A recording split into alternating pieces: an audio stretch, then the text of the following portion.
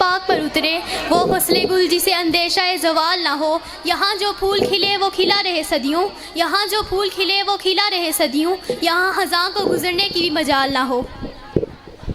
وطن کی حفاظت کرنا اور اس کا دفاع ہر انسان کا فرض ہے.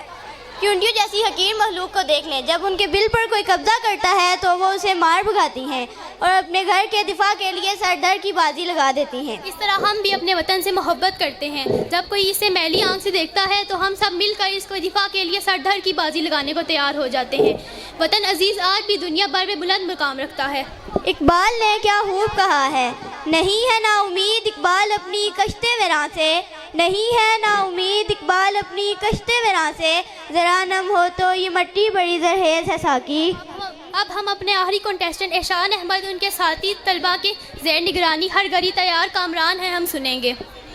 آپ کی بھرپور تعلیوں میں احسان احمد اور ان کے ساتھی.